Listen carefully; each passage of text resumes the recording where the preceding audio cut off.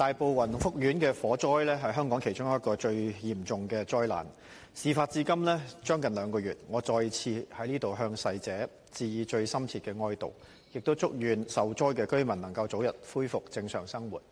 呢場大火揭示咗香港喺樓宇維修管理、監管制度以至救災應變上面呢，都存在咗唔少制度、程序、監管甚至係人為嘅問題。我哋要為受影響嘅居民做好支援同埋重建嘅工作，同時政府亦都要認真徹查、追究責任，並且推動系統性嘅改革，包括加強科技應用、改善現有制度同埋阻塞漏洞，提升政府施政嘅效率，咁先至係政府俾市民一個負責任嘅交代。今日嘅議案呢，涵蓋災後支援同埋系統改革2大範疇。今日早上特首亦都提出咗呢個係佢嗰4大方向其中2個方向。咁喺好多市民關注方面呢，都係喺維修承辦商啦、物管公司啦同埋政府部門喺工程監管同埋執行上有冇出現漏洞，甚至乎人為錯失嘅。譬如工程所用嘅物料啦，係咪符合防火標準啦？住戶所提出嘅問題冇得到解決啦？大廈法團喺資金籌集同埋工程招標過程入邊資訊發放嘅程度、透明度不足等等啦。所以喺呢度希望獨立委員會能夠盡快完成專業嘅調查工作，找出當中可能出錯同埋疏忽嘅環節，日後點樣防止再犯先至係我哋嘅重點。任何一方需要負責任嘅，都必須要追究到底。我記得大火當日呢，其實係我哋立法會換屆選舉呢，我科技創新界嘅選舉論壇嚟嘅。咁我入去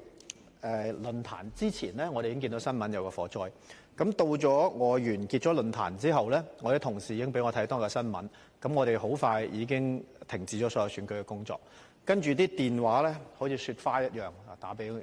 我，收到唔同嘅電話，係希望參與幫忙同埋支持救災嘅工作。咁我哋 IT 界呢，亦都有個 IT 義工隊啦。咁我哋好快各位朋友亦都參與咗救災嘅工作。咁喺我哋科技界嚟講，收到唔同嘅捐獻啦，手提電腦啊、電話啊、電話卡啊等等，大家好多有心人都參與咗，去希望支持到災民嘅一啲工作。咁我哋業界呢，頭先阿黃錦輝教授都係提到啦，我哋嘅義工團亦都協助政府啦，建構咗一個網上嘅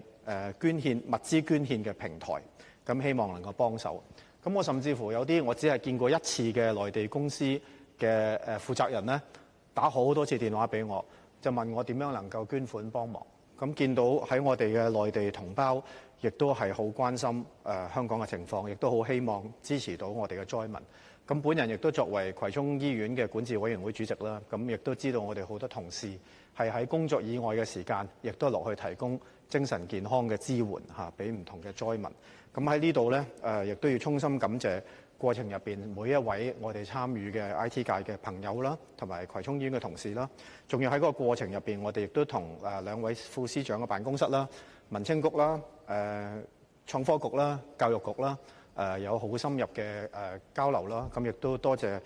政府嘅朋友提供好日以繼夜嘅幫忙，去希望能夠幫助到啲災民嘅。咁喺呢個過程入邊，大家亦都頭先好多同事提到啦，顯示咗香港而家面對嘅雙老問題啦，人口老化同埋樓宇老化嘅一個問題。咁呢度入邊係一個我哋並非已經係個選擇題，係我哋一定要做，而唔係做定唔做嘅問題。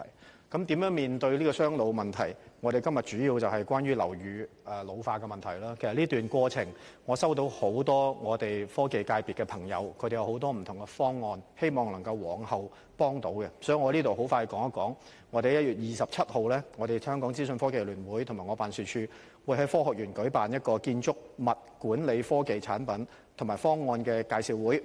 咁多謝我哋創科局數字政策辦公室數字政策專員嗰度協助啦。咁我哋會有40幾間科技公司展示佢哋一啲喺將來關於救災啊同埋物業管理嘅科技方案，希望長遠嚟講咧能夠幫到香港嘅樓宇同埋防災嘅一啲系統嘅。咁喺呢度我都希望今日有幾位局長啦，同埋相關嘅處長啦，我希望大家喺1月27號都可以派同事嚟科學園，大家就係對接一下，睇下我哋科技界係咪真係有啲唔同嘅科技產品，將來對於我哋救災同埋樓宇管理、房屋管理方面係能夠實際咁幫到我哋將來嘅管治嘅。主席，我謹此發言，支持今次嘅議案。